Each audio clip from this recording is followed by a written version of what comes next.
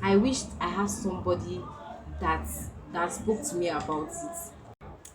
Hello friends, it's Ugo Nasa again, NASA Hub at NASA Official.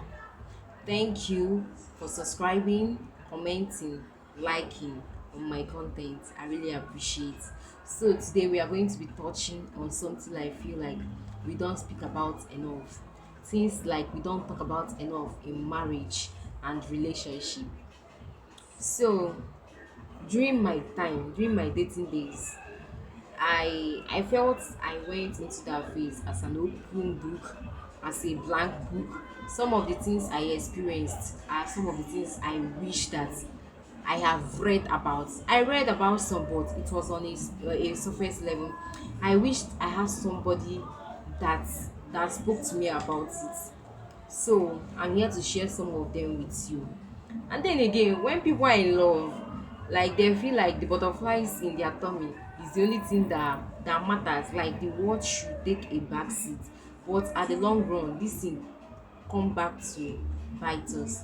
So what are those things that people don't talk about enough about marriage and relationship? Investment. Invest in yourself, add values to yourself. You see those your investments and values, they will never leave you. You know, in our adolescent age, let me say from that 18 years to 20 years, at times we just want to have fun, we just want to experience life. But I feel that yes, we can have fun and all that, but we can also build ourselves, learn skill, read books and all that, get values. Because at at the years come by, e gets tougher and you feel like you can't even meet up with some demands. So add value to yourself, invest in yourself. This prepares you ahead for whatever you encounter in relationship, both with a partner and outside, or colleagues at work. Invest in yourself, it's very important. And then again, love is never enough. Love is never enough. Do you know that sometimes you are in love and something happens, that love can't save you? You need certain skills, like you need emotional maturity, emotional intelligence, you need boundaries, you need values. You need to understand that this behavior is not acceptable, is not acceptable. These things that is happening now, there's no way you can pass this phase without communication. There's no way you can pass this phase without setting aside boundaries. No, I love you so much, but this thing in my corner is not something I take. You set boundaries. When you set boundaries, you know that this is something I accept, these things I don't accept it. And when you have boundaries like this, you can easily let go when a relationship is no longer favoring you. But when you don't have boundaries like this, anything goes. So you should have your values, you should have boundaries. And again, it gets lonely. Yes, it does get lonely at times. Yes, it does get lonely because you are in a relationship. Sometimes you be like, is he listening to me? Is this lady hearing what I'm saying at all? It does happen. You feel so unheard and so seen. You get? Because connection needs attention. It does need attention. And another point is people change. Let me use this familiar example that we can all get. Let me say I started dating a guy from my secondary school days. Then we come out. He's a very young love. We are naive, we are carefree, nothing much. Then as the years draws by, he's very ambitious and I'm there. I don't want to do anything with my life. I just want that comfortable life. People change, he's changing, he's becoming ambitious, and I'm just there docile, nothing, doing nothing with my life. The relationship definitely is going nowhere because we are on a different path. We have become changed persons. So people change, I want to use it in this aspect. So know when this person or this relationship is no longer favoring you. Conflict happens. I can remember in secondary school where we were taught about conflict, and the way we were taught about this conflict, it is not something that can cause serious problem.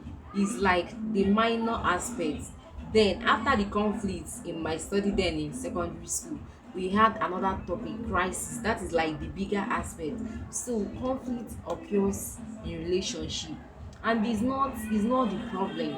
The problem about conflict is how we face it. Do we fight about it? Do we talk about it? Like between me and my partner, we have problem, yes. We do have conflict in our marriage. And how do we settle it? Before we got married, we discussed. We know that yes, we are two different persons trying to coexist together. So we discussed that whatever that happens, we must talk about this thing. So it's never out. I promise you it's not easy, but it's been keeping us because it's a promise we made to each other. So when we have issue like this, we talk about it. Sometimes when we talk about it, we don't move past it. It's still there, but at least we spoke about it. So what do we need do next? We give each other space to process. Then you see, after that space, we are back laughing and all that. So conflict, of course, is the way you handle it that matters. Resentment, there is bound to be resentment. And when I talk about this resentment, we always quick to talk about the big ones, like the cheating and all that. But what about the resentment that grows quietly?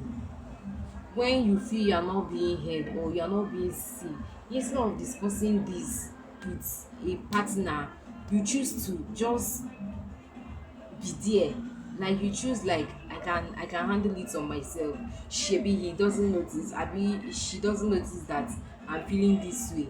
You get, that's how resentment grows. It grows quickly. And when it grows quickly like this, before you know it, it's already coming with a lot of baggages. And then again, heal. Heal.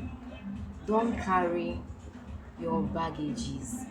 Don't carry unhealed wounds to your next relationship. Heal.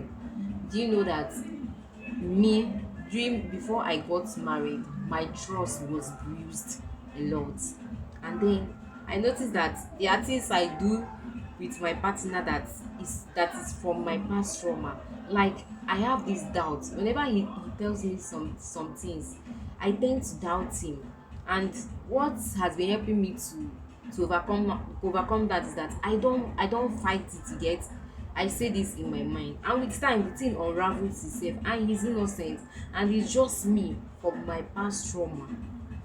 And the last one I want to end with is friendship. Friendship is very important. When the love kind of is dwindling, then you have friendship with your partner. When the attraction is no longer there, when we are young, we are beautiful and all that, our skin glows. But when all these things fades, what keeps us with our partner is our friendship. I hope I'm able to share these few things with you. Friendship, it gets lonely. Love is not enough. Invest in yourself. Add values to yourself. Thank you for watching this far. Please remember to like, comment, and subscribe. It helps us grow. This is Nasa Hub, Chinasa Obuke. Thank you once again for joining me. And I pray I get better to keep giving you values. Thank you so much. See you in my next video. Bye.